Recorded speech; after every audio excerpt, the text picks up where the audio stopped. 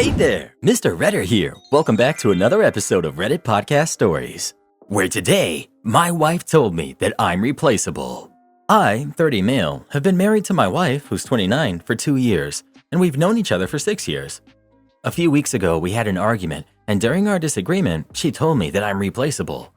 After our argument, she went out with her friends. I've been dealing with some health problems for a while, and this argument stressed me out, leaving me feeling nervous and unwell. I was alone in the house and decided to call the paramedics because I felt that something was really wrong. To sum it up, I suffered a heart attack. In the hospital, they tried to reach my wife, but she didn't respond, likely still upset from our argument. She called later, after coming home, when she found out that I wasn't there. After learning of my condition, she came to see me and stayed with me the entire time, constantly crying and holding my hands. After being sent home, she did everything so I could recover faster. However, despite her efforts, I couldn't stop thinking about how she had told me that I'm replaceable. I constantly think about it. I want to confront her about it, but I don't think I'm ready to. I'm trying to understand why context matters. In what way or situation is it acceptable to call your partner replaceable? The audacity to even say something like that is beyond me. I'll answer some things here. We don't have any kids. I have genetic health problems. External factors also contributed to my problems. I have higher salary than her, so I mostly pay the bills or buy things for our home. I mostly cook and clean. She does it, but it's mostly me. It's not 50-50, more like 60-40, and I don't know if she's cheating on me. Let's also address the elephant in the room. We had arguments about our house, some issues with it. After that, we also discussed our priorities, careers. At one point, discussion was replaced by her venting and saying things not even related to the original discussion. I had no issues with her ranting about things until she told me that I'm replaceable. That was the end of the conversation. I no longer wanted to talk to her. She finds my silence terrifying, but she didn't stay in the house for long after the argument. I don't know when she came home. I woke up in the hospital and she was there. She kept crying and holding my hand. She didn't speak much. She couldn't. My husband once said to me, "Wives are replaceable, mothers are not. Mom will always win." Within the year, our 9-year marriage collapsed. The context was finding out how deeply involved his mother was in our marriage, arguments, decisions, etc. We were not arguing, but having a discussion about how it wasn't right to basically have a third person in the marriage, but it was between the two of us. The way I found out was during a discussion about investments we had made. I got up from the table we were talking at and found his phone on the counter with "Mom" showing on the screen. He had called her and had her listen in to our discussion so he could take it to her after we were done. I disconnected the call without comment and she called back immediately. He vehemently disagreed that it wasn't right and made that statement to me, basically stating that it was he and his mom against me and I'd always lose, while she was still on the phone listening in. It was like a gut punch. It opened my eyes to a lot of little things that eventually led to filing for divorce. He was stunned. His mom called me immediately and said, "You can't do that." Well, yes I can, and I did. As a petty move, I served his mother the divorce papers at the same time so she could be involved in the divorce. $50 well spent in my opinion.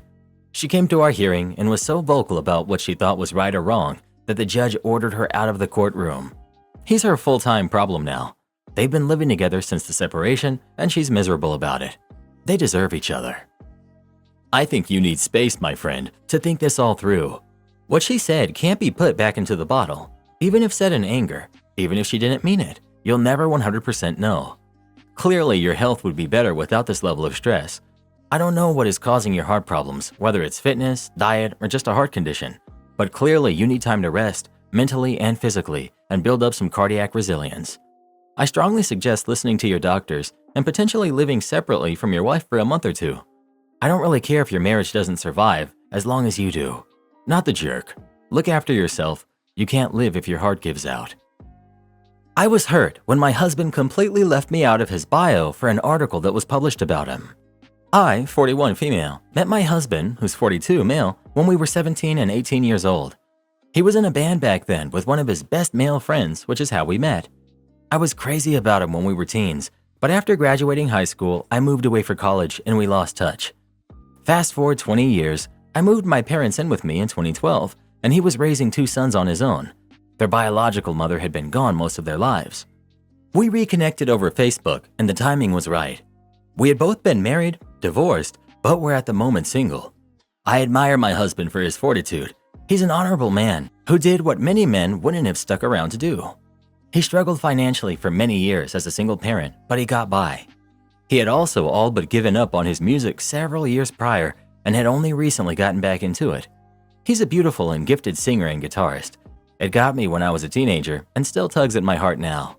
But he gave it up to go to vocational school to support his boys. He had sold everything except an acoustic guitar his dad gave him and had almost no gear, so he was pretty much starting from scratch when he started playing again. By the time we got together again, he had gotten some basic equipment. His studio was the corner of his living room, with sometimes the bedroom, with nothing but his acoustic guitar and phone to record videos. While it was a hobby more rather than a career, music is something he has always been passionate about and he loves. Music has also always been important to me. It's a passion we share and it brings us closer. We were still dating when he and his dad started an acoustic duo. At first, just the two of them. Within several months, they added a drummer and then a bassist. I was very supportive of all of this. I sat on full time in the evenings and listened to them rehearse. I would drive 8 hours to come see them play. Oh yeah, I lived out of state at first, and would record their sets so that they could post the videos on their Facebook page. The first few sets of band pictures they used to promote were photos I had taken. He still didn't have a lot of equipment when we moved in together. With my parents and me here now, I take care of things at home and the boys while he goes to rehearsal and gigs. When we moved in together, I moved us to a house that has a large building across the driveway that he made his studio, a space he had always wanted. I took over almost all of the expenses, which left him with his entire pay to cover a couple of his bills, but the rest he was free to use on music. It makes me happy to see him happy. Over the past couple of years, their notoriety has increased across the city. Since we've been together, they went from just him and his dad playing at a corner table in a restaurant to a 4-piece band with all the bells and whistles from stage lighting to fog machines. Most of this took place after we moved in together because he was able to afford better equipment and now had a real space to rehearse. My parents and I help take care of anything the boys need, and he doesn't have to worry about leaving them home alone when he has gigs, especially out of town. The band is getting noticed and playing in other cities. In the past 8 months, he joined a second band, so he now plays in both. This band has now also built a solid reputation that continues to grow. Now to the point. A local music association just gave my husband recognition for his achievements in the local music scene. An article was posted, and most of it was his bio story he wrote about himself. He talks about starting to play at 12, mentions the people he's played with before and all those he plays with now. Name drops several other past bands and people. He mentions our boys and having gone on hiatus from music for a while to provide for them. He notes a friend that got him back into music, his dad approaching him to start the acoustic duo, names the other bandmates in both bands. He abruptly ends by name-dropping the two bands again and, paraphrasing, says, "So that's it. That brings us to today. Keep a lookout for us. See you at the next show." He gave credit to a lot of people, but after all we've been through so far on this journey, to get to the end on that long bio and not have a single word or hint about me, I was stunned and very hurt. Wouldn't have known he even had a significant other. Everything I've done to help, the expenses I've taken over so he could pursue this passion, the stress I put on myself with now 4 jobs to take care of this family, the role I've happily accepted with 2 stepsons, he doesn't know any of their teachers or even their doctors. That's all me. The nights I've gone to gigs when I was exhausted because I knew it was important to him, taking their videos and pictures for promos, taking the boys to his gigs, getting up in the middle of the night to pick him up with all of his gear because of a flat tire, the furniture, lights, pads, guitar racks, even a mini fridge for drinks that I got to help set up his studio. I then smile when he's excited about the 7th bass guitar he just got and explains the tiny thing it does differently than the other 6 he already has hanging on the racks. I could understand if he had done all of this on his own and then we got together, but I've been here from the start. I don't care about recognition from others. What bothers me is he doesn't consider me an integral part of all of this. Here this whole time, I thought we were in on it together. And even if I hadn't done all of that, it's common sense to include a spouse somewhere in a bio. I wouldn't be where I am today without my beautiful wife. Would have sufficed. When I tried to talk to him about it, his response was, "I didn't mention anybody really." Like his late mother who bought his first guitar. Okay, so I'm not just anybody. I'm his wife who has supported him emotionally, financially, and logistically, especially with the kids through all of this. On top of that, to use his mother who's passed, I'm his wife, not his mother. It's not my intention to downplay the importance of it, but there is a difference between the level of commitment and support of giving a 12-year-old kid a beginner guitar versus everything I've done for him. Plus, not crediting his mom doesn't justify disregarding his wife as well. He said I was being dramatic and that it wouldn't have made sense for him to bring me up in a piece about his music. Yet he mentioned a lot of people, including his sons, and I've been literally and figuratively at the foot of the stage through it all. I think it's a big problem that you've taken on 4 jobs to take care of this family. He's not acknowledging your help, and it sounds like you are overextending yourself so that he can live out his dreams. You need to step back and make sure bills and finances and childcare are split more equitably.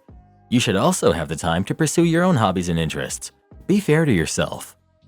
He doesn't want people to know how much his wife sacrificed, and does sacrifice still, for him. He wants to look good to the public. I would be angry and hurt too. Exactly.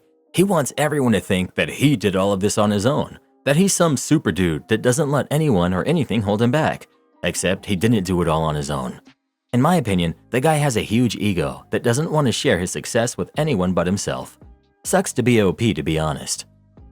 It sounds like you and your family need to pull back on your support. It's not appreciated or needed. It sounds like he's taken your sacrifices for granted. I'm sorry. That's really messed up. You have every right in the world to be mad.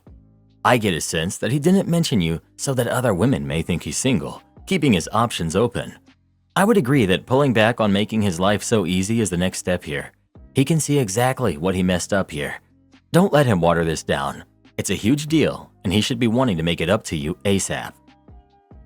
I was invited to my twin sister's surprise party as a guest, and I don't know if I want to go. I, 17 female, have an identical twin sister. We're quite different when it comes to our personalities. She's more extroverted, always had many friends from various groups, while I'm more introverted, and I've always been more of a geek, and I prefer a smaller, closer circle of friends. We don't share many common friends, except for a few from our childhood at a different school. Our birthday is next Saturday, and yesterday, one of my sister's friends sent me a message inviting me to my sister's surprise party. I was confused because obviously we share the same birthday, so I asked if I could also celebrate mine there, inviting a few of my friends as well. She replied that the party would be held in the party hall of her building, and it wasn't possible to invite everyone, but I could bring 2 of my friends. She later messaged saying they would only buy 1 cake, but I could bring my own and have a separate birthday song after my sister's. Today, she added me to the party's WhatsApp group, which already includes 47 people, myself included. Even though we're very different, my sister and I have a great relationship and have always dreamed of celebrating our 18th birthday together. We had plans to go out with our childhood friends to a bar in the evening and to drink a lot. Today, I found out that our childhood friends are also in the party group, and I messaged them about our plans. They said they liked the idea of a surprise party, thought my sister would love it, and are trying to get me excited about it too. The issue is, I'm not keen on the party idea. It's going to be crowded, and I won't be able to spend time with my sister the way I want it. I might come off as spoiled, but I feel like an afterthought, and this is not how I want to spend my birthday. I'd prefer to spend it with my own group of friends, but I also know that my sister would be very disappointed if I didn't attend the party. I don't want to spoil the surprise for her, so I don't want to tell her what's happening. I'm at a loss about what to do. I spoke to my parents, but their advice did not help. I just don't know what to do.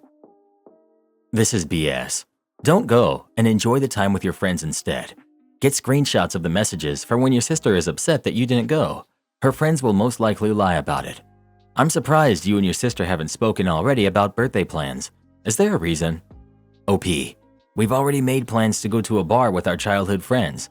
My sister believes she's spending the afternoon with her friend who's planning the party, then coming home to prepare for the bar. However, her friend plans to accidentally leave the birthday gift behind, so they'll need to swing by her place for her to give it to my sister, and then, surprise. What about all the other people waiting at the bar? Or are they all in on it and the bar is a lie entirely? OP. The friends planning the party are not my friends. They invited our childhood friends since they know that they're friends with my sister. Update. So Saturday I was feeling anxious about the birthday plans and I was crying in the kitchen. My mom noticed and came over to comfort me. When I told her I was upset about the party, she decided to tell me the truth. The party was actually a surprise for me as well, and all of my friends were invited too. Yesterday, I called Melissa, the friend organizing the party, and she confirmed what my mom had said. Melissa explained that she wanted to spend my sister's birthday with her, especially since she might be moving away for college soon. She knew we had plans to celebrate our birthday with each other and our childhood friends, who are our only mutual friends. So she had the idea to arrange a surprise party with everyone, including my friends. She told this idea to our childhood friends, my friends, and our parents, and they all approved. Melissa had already figured out how to get my sister to the party, but she struggled to find a way to bring me there without spoiling the surprise, since we're not friends. Her solution was to make it seem like the party was only for my sister, limiting me to bringing just 2 friends who would actually be in on the plan. It all made sense now, especially why our childhood friends were hyping me up to go to the party. She told me she didn't think things through and didn't realize how hurt I would be by the situation, and she apologized for it. She thought it would be a nice surprise, and she didn't want me to suspect the party was for me too. I must admit, it wasn't how I envisioned spending my 18th birthday, but I've warmed up to the idea. I'm excited now. I found out that my fiance has been untruthful. Do I cancel everything? My fiance and I are meant to be married this April. He had just moved in with me around September of last year. We've been dating for 5 years. Of course, there were a few quarrels as we tried to get used to living with each other, but ultimately nothing serious. But then, this past 3 weeks, things have really taken a turn. It first started during New Year's Eve. He went out with his friends for drinks. I'm not much of a drinker, and I was tired from all the socializing during Christmas, so I decided to stay back. I told him that it would be nice if he could be home before midnight, but I understand if he can't. He came back around 2 a.m. I could tell he was a little drunk, but not the drunkest he's ever been. He then told me one of his New Year's resolutions is to have 1 day a week to just be our day, and we chose Saturday. Fast forward to the next week, and the first Saturday, I was all excited to have our day and ordered some takeout for us to have a chill day. He got up and went to his computer and started playing a game with his friend instead. When I confronted him about it, he said, "Maybe Sunday." I was really hurt. I stopped talking and went to be by myself while he continued gaming. From here, I just stopped. I stopped cooking, stopped doing any housework for 4 days. I just focused on myself and went to work as usual. This is the first time in 5 years I've done this. Usually I would forgive him a little too quickly. I broke the silence because I noticed that he has only been eating toast and he hasn't showered since I stopped talking to him. We made up, talked it through, and all is okay again. Fast forward to 1.5 weeks from that initial argument. We were playing board games together when he received a call that he quickly declined. He said it's an unknown number, so it could just be a scam call. I told him it would be the energy guy. We were waiting for an energy rating for the house, so I called the number back and it was some guy asking to speak to my fiance. I asked him who he was, and he said he's been showing my fiance some flats around town. My heart sank. I confronted him about it, and he told me that he's been lying to me the past 2 weeks and has been house viewing. He said he feels less attracted to me because of the stress eating that I've been doing. Well, I've been doing all of the wedding planning by myself. I have a stressful job, social care, so when I get back from work, I'm mentally drained, but even then, I would cook for him, etc. I'm just surprised that this person, who couldn't plan a date to save his life, could plan all of this behind my back while I'm at work. Since then, he has spoken to his GP and got back on antidepressants and suggested we do couples counseling. I wish I could add a lot more, but I'm conscious that it's very long already. I'm at the point where I just want to cancel everything, but I'm afraid that I'm jumping the gun too soon. Edit. I've canceled the wedding and asked him to pay back all of the deposits to me, which he did. I also asked him to continue his plans to move out, but he's now hesitant and said he still wants to make things work. But he admitted that he doesn't love me anymore. Yeah, that makes sense. Give me a break. Edit 2. Let me answer some questions. Yes, I did talk to him before Saturday about what are we gonna do? Do you want to go out or stay in? So it's not just a drunk promise, and he wasn't completely blindsided. I understand that giving him the silent treatment was toxic and unacceptable, and it didn't help. But please know that this was the first time I did that. I was so extremely tired, mentally and emotionally exhausted, because I have to say and tell and nag him all the time, and he's clearly not listening, so I figured, why waste my breath? There was a time in the relationship where every time we had an argument, he would call his mom, and she would call me and tell me to be gentle with him. He's only paying 25% of the wedding. My dad and I are paying the majority of it. It's now the next morning, and I'm happy to announce that I am now a free woman again. I've slept on it, and I didn't regret canceling the wedding. Of course, there is that little feeling of sadness in me, I'm going to allow myself some time to grieve, and hopefully, it's onwards and upwards from here. Edit 3. He's now aware of this post. Last night, I tried giving it one last shot at this, but he said he doesn't love me anymore and was hoping that he will learn to love me again by April. That's what made me finally make my decision. He said he's trying to change. Also, it's not entirely his fault because I can choose what I eat too. Am I the jerk for kicking my mom and stepdad out of my house? I, 28 female, recently gave birth to my son. My son has blonde hair. So did I up until I was like 4, and my hair has only gotten darker over time. My husband has black hair. I have very dark brown hair now, and our whole families have either one of these colors or similar. Our son having blonde hair is not something anyone else has reacted negatively towards. My mom and my stepdad came over as they usually do once a week. Me and my stepdad don't have a good relationship. Neither is it bad. But every time they have visited, he's made comments about my son's hair. He jokes about getting one of those DNA kits for my husband and son, jokes about how my husband maybe should check my phone, asks if I have any hot blonde coworkers I have spent a lot of time with, and more stuff in that kind of off way. My husband and I always tell him to stop. We've explained that it's basic genetics since I had blonde hair. We've always been very polite in trying to get him to stop, but neither of us even finds it remotely funny. My mom doesn't say anything. I've talked with her and asked her to make him stop, but she says that she'd rather not interfere with our relationship with him and that me and my husband should talk more with him. Now, the last time they were over, my husband went to the kitchen to grab some snacks, and my stepdad followed. After a minute, I just heard my husband slam a cabinet and very loudly tell my stepdad to shut up, or else he could get out immediately. Both me and my mom went to see what had happened. My husband explained that my stepdad was going on about me cheating on my husband. My husband lost it this time. I don't know, but I also did just that. I told them to leave and to not come back until he apologizes. They tried to talk and explain how my stepdad was just joking, but I was stern and wanted them to leave. They eventually did. I texted my mom later that night trying to explain myself as I felt bad for kicking her out too.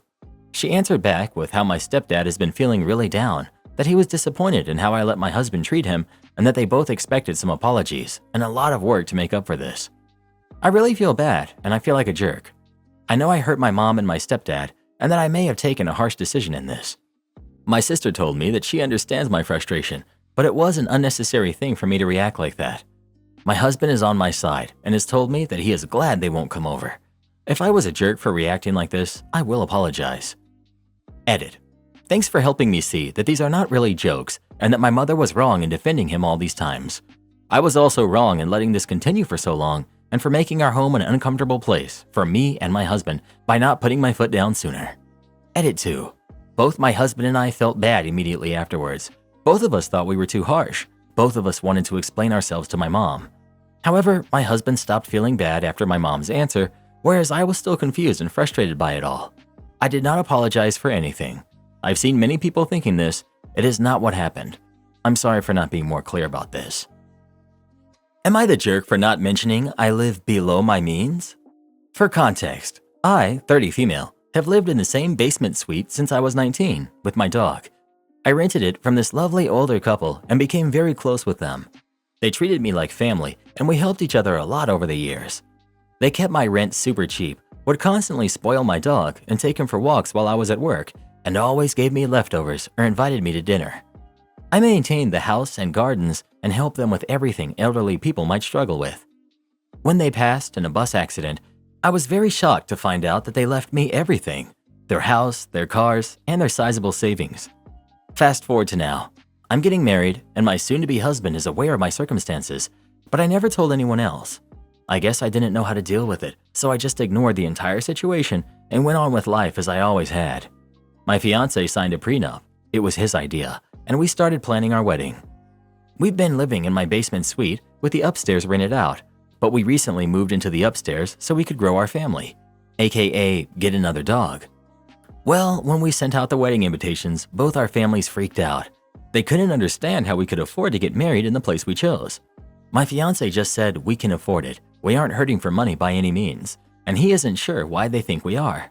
His sister's response was, "You're a landscaper and a teacher. You should be poor," in a rather demeaning tone. Our families are livid that we never mentioned my inheritance and are accusing us of living frugally to hide it. We never lied or tried to hide it. We just never said anything and never changed our simple lifestyle. We just kept living the way we always had, as we were perfectly happy doing so. They are literally so mad that they declined the wedding invitation. The only people who will talk to us is his brother, who was like, "Wait, do you guys own your house? Can I move into the basement?" And my dad, who just wants to know when he gets a grandchild. Am I the jerk for not telling anyone about my inheritance? Like, is this actually such a huge offense? Because we don't get it. Not the jerk. That they're not happy for you upon learning this and are filled with jealousy and anger instead, it just proves that you were right about being low-key with it. No one's coming? Pack your bags. This calls for a destination wedding. Bring your father and brother-in-law along. Don't let your wedding be about their drama. It's about you two. Congratulations. P.S. I hope the prenup was overseen each by your own lawyers, his and yours, not just one for you both. Well, who do you think is the jerk? OP or her in-laws? Please let us know. Rule number 1 of having lots of money: never tell anyone you have lots of money. My wife keeps throwing out good food, so I took it out of the trash can and cooked dinner with it. For context, my sister and I grew up relatively poor. When I was 6, our mom took a promotion and moved 3 hours away.